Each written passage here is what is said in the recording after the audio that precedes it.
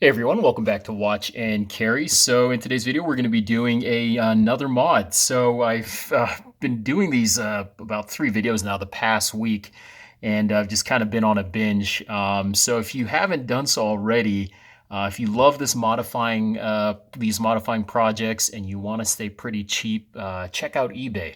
I actually came across a listing, I think it was about 2 weeks ago, ended up winning the bid, and I think I paid a total of I think $40 or $42 for 5 sets of used Casio watches. All of them were the world time.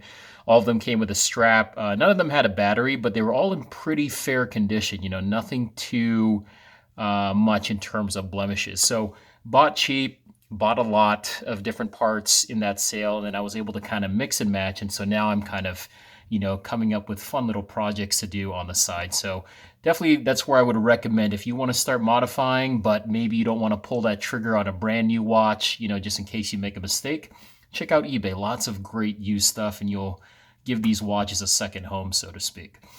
So what we're going to do today is a quick modification. This is the Casio AE-1300 I think it's 4AV. Check the description down below. From the factory, this is how the watch looks, except for the negative display. Now, I've already made this into a negative display, so you will not be seeing that procedure in this video. If you would like to know how to do this, you can check out a video that I posted, I think 2 or 3 days ago. It was of this watch, the one here in green and gold. So look for my video that has this picture, and I go step by step how to make that negative display using the polarized filter. But for this project, what we're going to do, besides the negative display, is add some colored filters here to the top, and then I'm going to change the strap to something different to add a little bit of contrast and character. So starting off with supplies, I have this pretty cool silicone work mat. If you don't know where to get this, you can check AliExpress or every now and then eBay. Actually, I think the sellers on eBay are the exact same sellers on AliExpress, and you would call this a silicone soldering work mat. And I guess this is what they use for soldering because it's heat resistant. I don't solder, but it's got these nice compartments here for you to store different parts for your watch projects. They have different sizes, nice big bins over here. And then the mat itself is obviously very, very soft. So grippy enough to keep your watches from moving, but soft enough not to damage the glass. And then these nice little hole punch outs at the top for you to easily store your tools like so. It just makes things nice, handy, and organized. Tools that you're going to be needing. So you'll need a micro screwdriver, a Phillips, your lug removal tool, Q-tip will be helpful. Plastic tweezers are great. For me, for the super glue, I've got some tin foil, which I'll explain later. A pair of scissors off my Victorinox, Sharpie here, super glue, of course. For me, I like to use an Ultra Duster from a compressed can. And then our color filters today, the colors we're going to be using are Deep Amber number 104 and Fern Green number 122. Both of these come off of Leaf Filters. This is called a swatch book, this whole thing, and you can pick this up for about $5 off eBay. Or if you would like to just buy these colors separately in much bigger sheets, go to eBay and type in these words and it will pop up for sale. Okay. I think I actually got it all covered today. So let's go ahead and get started. So since we're removing this strap and switching it out, this is the other strap, by the way, that I'm going to be using. Let's try to get this camera in focus here. Okay, so what I'll do is I'll flip this guy over, take our lug removal tool, pop these out, and these are 18 millimeter spring bars. I'll set that to the side.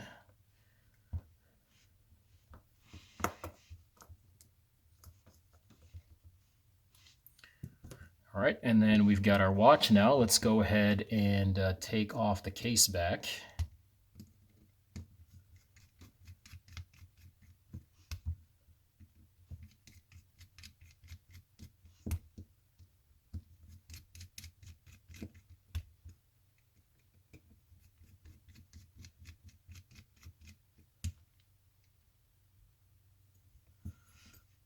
right, you've got these tiny screws. Go ahead and save those and set those to the side.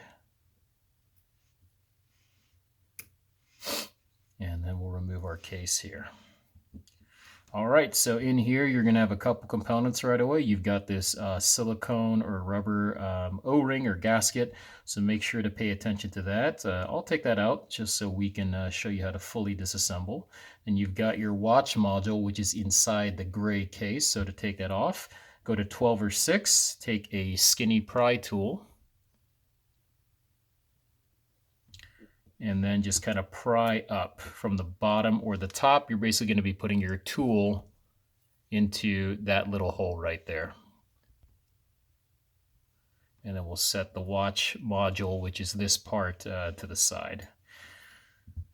Okay, then what we're going to do is grab our masking. So be careful not to touch the glass on the inside, but get something to kind of remove the masking, which is here in my right hand.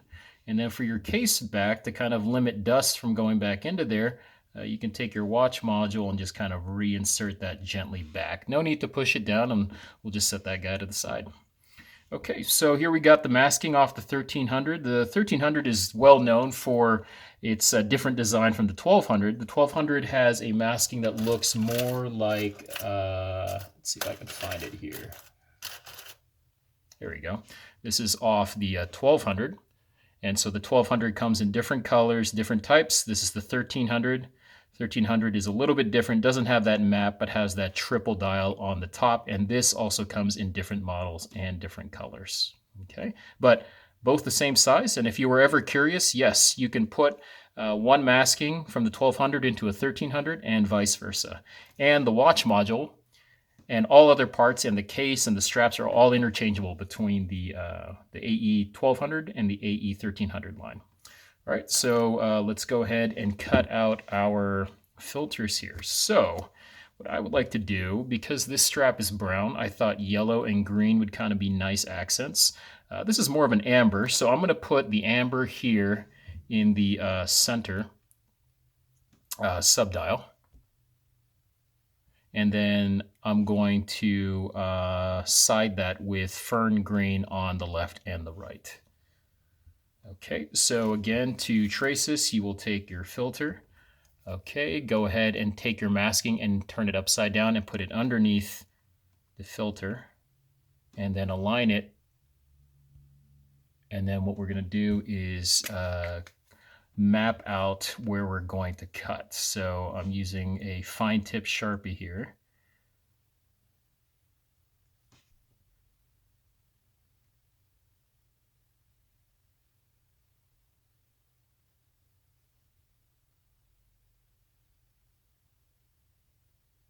Okay, that looks pretty good.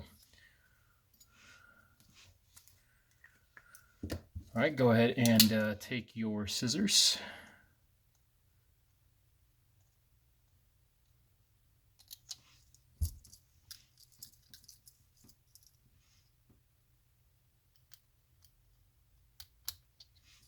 And that's going to do it for the yellow filter. I'll set this guy to the side.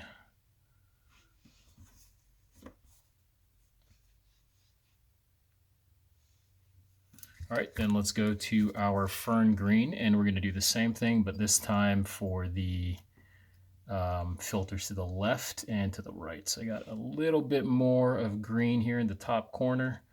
So I'll go ahead and cut that, outline this one. Let's try to use up as much of our old filter as possible. Kind of like that. And when you're making your outlines, really extend so you can see the cutout here for the subdial. Obviously, you don't want to make it the exact same dimensions as the subdial. It has to be larger, but don't cut it too short as well. You know, don't just go a little bit beyond the subdial. For me, I really try to maximize cutting my filter to the exact shape of the entire masking, not just a little bit larger than the punch out, because when you put glue, as I've mentioned in other videos, the minute you squeeze down on this filter, the glue spreads. And so you want to apply glue up here as far away from the punch out hole as possible. And so to do that, you need to have a filter that's long enough that it can reach that glue. So try to make your filters a little bit longer than you usually would. So that'll do it for the first subdial. On the left, let's get this other guy.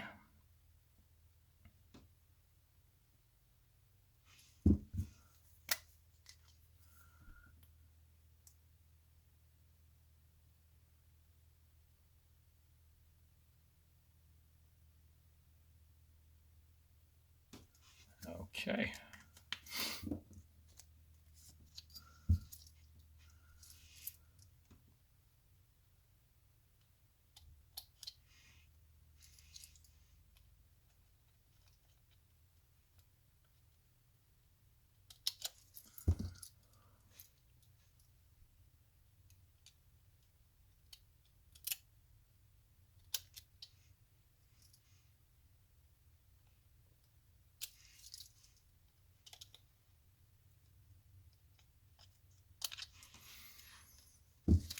All right, we'll set our filters to the side.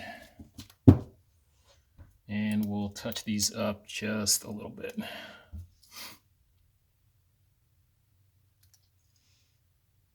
Okay, that looks good.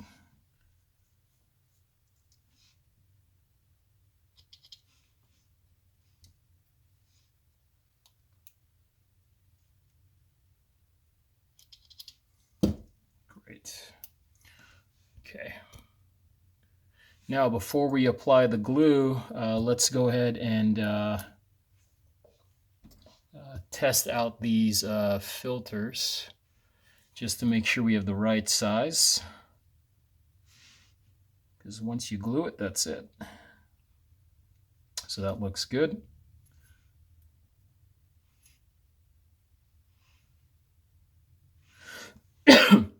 Now, I apologize if I'm shaky today. Yeah, I drank 2 more cups of coffee than I usually do, so I definitely feel it right now doing this work that I'm not as steady as I usually am. Even my Sharpie marks probably aren't that steady on camera.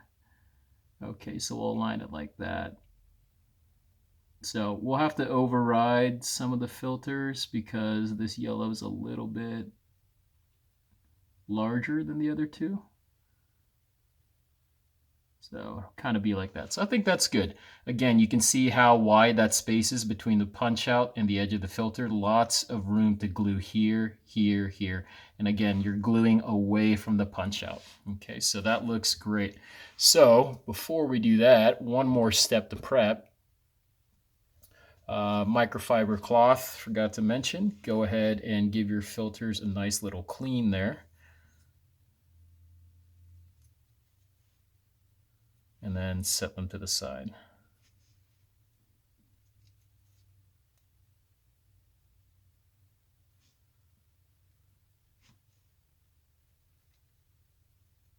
Okay, and then for me, the way I like to lay things out is I like to pick up my filter and put it immediately once I glue. Remember, super glue dries really fast, so you don't want to take too long having to pick up something and then find the right orientation.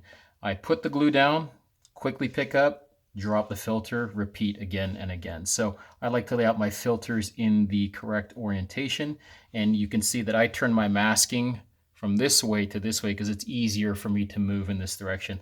Again, probably a little too much information, but you know, having done a few of these, any step that you can do to make it easier and quicker for you is going to save you some time and have you do it right the first time. Okay, let's go ahead and get our glue all set. So super glue. Super glue obviously dries quick, but on foil it actually takes a little bit longer for it to dry. So that's why I'm putting it on the foil. Okay, let's start with the middle one first because that's the larger one. Okay, so again, we're going to be gluing towards the end, all the way there at the top, and then maybe I'll put one dot here and another dot there. And that looks good. Let's take our yellow filter, line that up here at the top.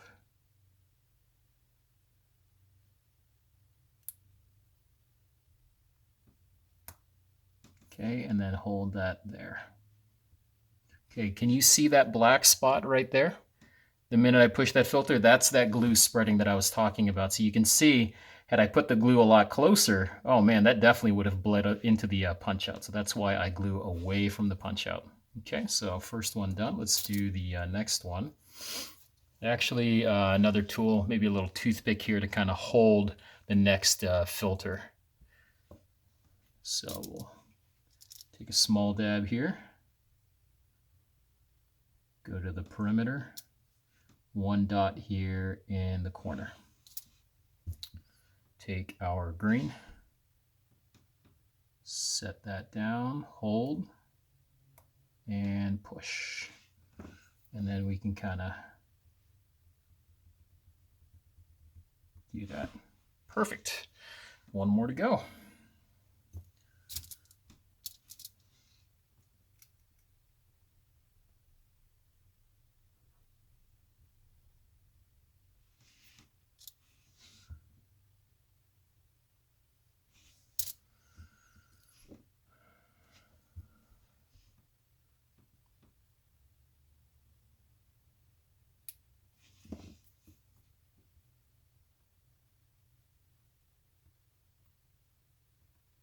Oops, this one moved on us a little bit.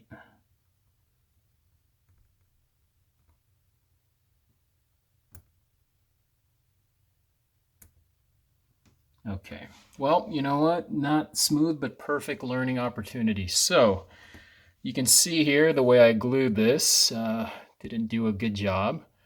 This little edge here is starting to overhang on the edge of the masking, and so that might not be a big deal now, but when I reinstall this, sometimes you'll be able to see it here in the main window. So what I'm going to do is leave the glue there. I will lift up a little bit and try to cut just that corner off.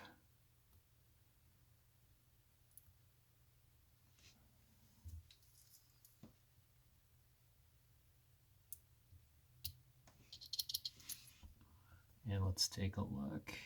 Okay, not enough, maybe a little bit more. I mean, you could always just lift this whole thing up and, oh God, it's so shaky today. You could lift this whole filter up and re-glue, but there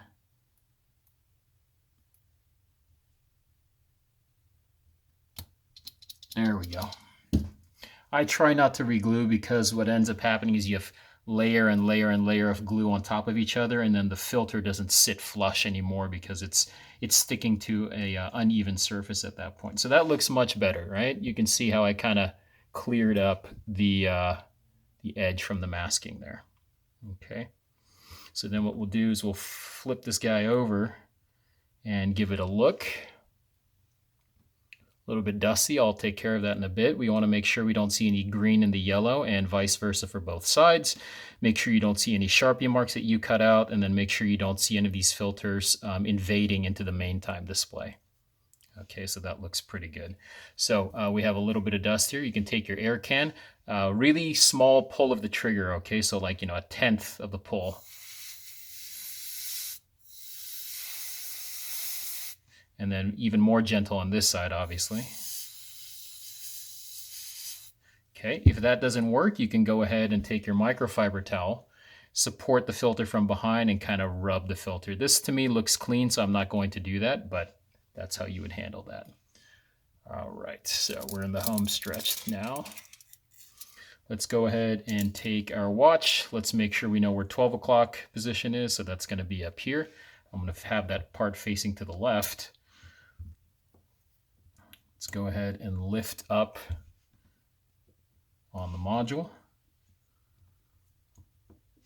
Okay, put that down. Give a quick blast of air here to get any dust out. Let's dust our module as well. Okay, so that's clean and ready to go. Take your masking, insert that down with the 3 dials facing to the left for the 12 o'clock position. You might have to tap it down a little bit to make it fall into place. Take your watch module. If for some reason your clock is not working here on the top, you might have, disconnected the battery momentarily. What you can do is just a hard reset. Make sure your battery, of course, is reconnected. But what you're going to do is take a double-sided piece of metal like a paper clip, go to this AC button here, insert one end there, push all the way down, and then touch the other end to this metal over here. I'm not going to do it because I already have the time set. So we'll go ahead and put this down in. Okay, very important. You have these pushers, 1, 2, 3, and 4. These pushers, you can see here, enter the case and they push on the inside of the case, and they're meant to push against these little tongues, right? So it should be like this. I should be pushing like this with the barrel. What ends up happening when we reinsert this is actually the barrel lies on top of the tongue like that, not on the behind.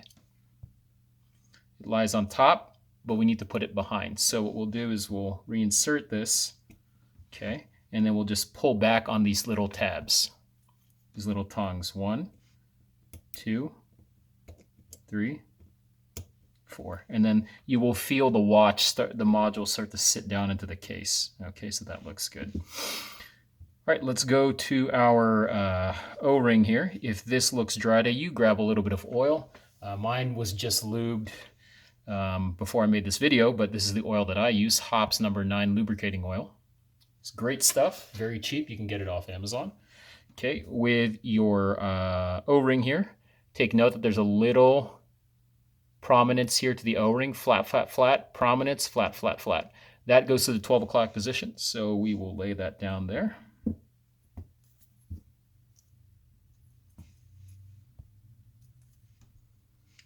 Okay, make sure your O-ring is settled into that trough. Take your case back. The word Casio right here should be legible in this direction. Again, it doesn't really matter if you were to screw this case this way or this way, but I like to keep things oriented the same way. So since our 12 o'clock is on the left side, I want this Casio to be legible in this direction. Okay, go ahead and lay that down. Now before you screw down, go ahead and flip the watch over. Check for any major dust particles that you might be seeing here inside the watch, because that would be a good time to say, okay, now I can just take the case back off, clean that rather than having to remove screws. At this time also, you want to check to make sure that you didn't accidentally lose this spring here, which shouldn't come off because we didn't touch the module internals, but sometimes you never know, might come off. And so that is responsible for making a connection between the watch module and the speaker, which is here on the right side. So if there's no spring, you get no sound. So push this. So now we have sound. Lastly, run through your functions to make sure that all these pushers are touching those metal tongues correctly, right? So this is working. Stopwatch.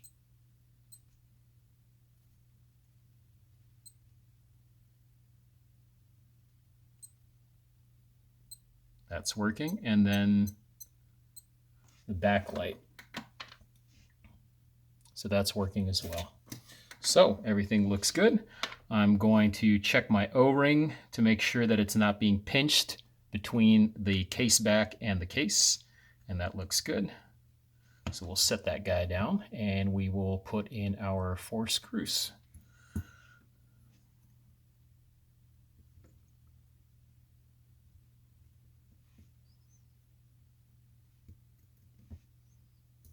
Now these screws are really small, so if you have nimble fingers, this might be easy for you. Me, I like to hold my tweezers in this fashion, and I kind of grab the screw from the bottom of the head like that, and that makes it easy for me to apply this. Again, sometimes too much information I'm putting on here, but the more I do these, the more I learn what's easy and what's not. So I go ahead and share that with you guys, whether or not you find it useful. We'll go ahead and screw these down.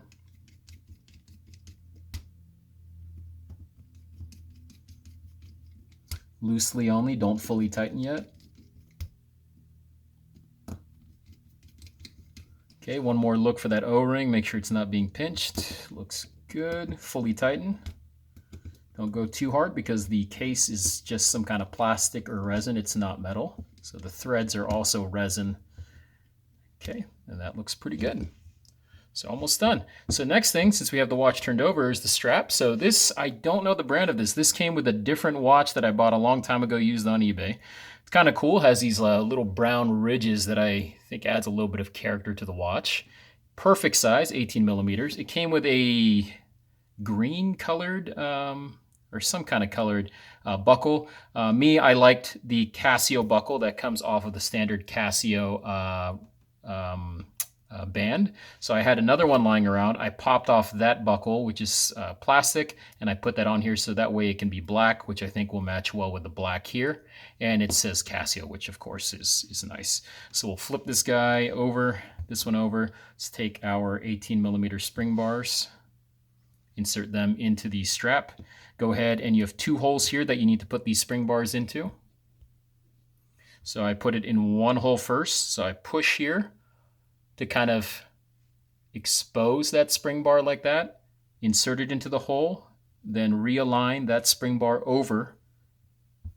Okay, I'm applying downward pressure with my finger here, and then I'm pulling back on this other end. And then listening for a click there. And then give it a little wiggle to make sure that it's really in there. One more time.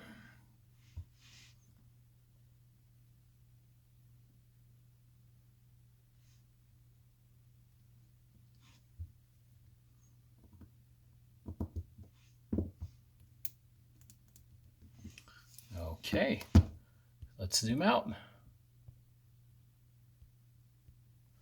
All right, that looks pretty good. Let's dial down the brightness a bit. So we are done. So let's take a look at it. We have from end to end, nice Casio buckle here.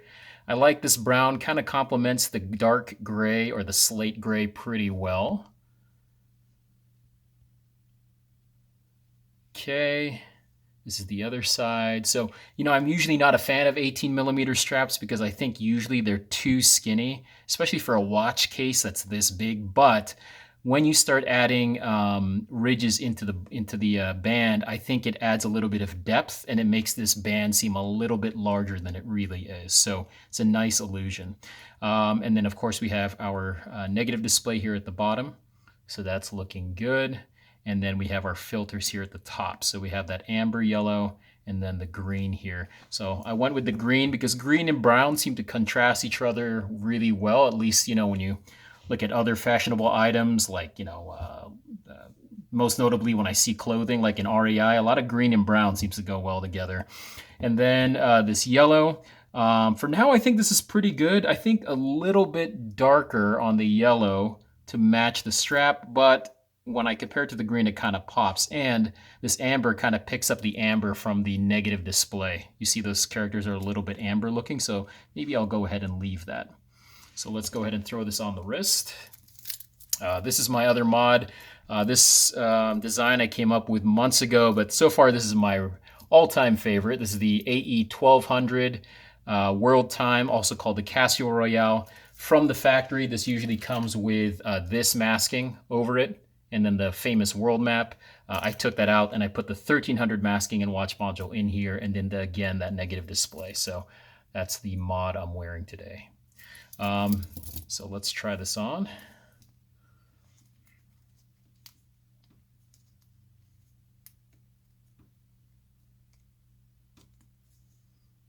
Okay, that looks pretty good. Okay. Oh, and by the way, the spring bar here for the buckle is 17 millimeters long. Okay, 17 that I'm using. All right, let's give you a wrist shot.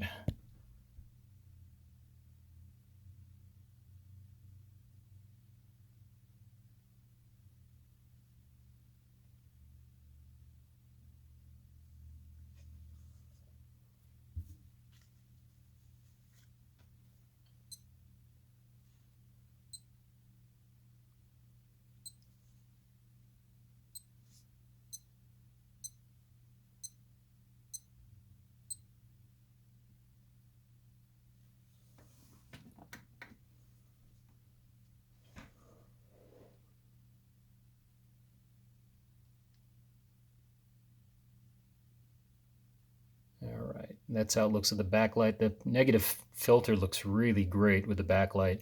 So does the yellow, but the green kind of dims the other counters a bit. Not a big deal because the bulk of your information that you want at nighttime is going to be here anyways on the bottom. So, okay. And by the way, this is size A4 grade 0 negative polarized filter. So that's the name of the filter that I bought. Again, check the description down below for the exact name and where I bought it. All right, guys, so that'll do it for today's video.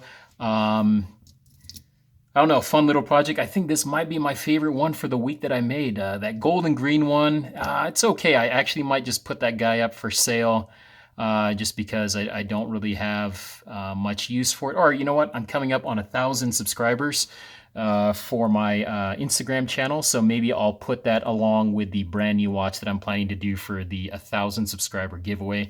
If you haven't checked out my Instagram, I invite you to do so. I've got a lot of other photos on there of Casio watches, of course, a bunch of other watches that are not Casio related, and then some other everyday carry gear and my one-wheel videos that I've been posting a lot. And if you guys could just check it out, I'd really appreciate it. And check out some of my other subscribers there who also really helped to get me into the modifying world of Casio and have really provided just really great, valuable information anytime I got stuck. So an excellent community that can help you along with these videos that I'm making to help you make some cool mods. All right, guys, so that'll do it for today's video. Any comments or questions or suggestions, please put them in the comments below. And as always, have fun, and I'll see you guys on the next one.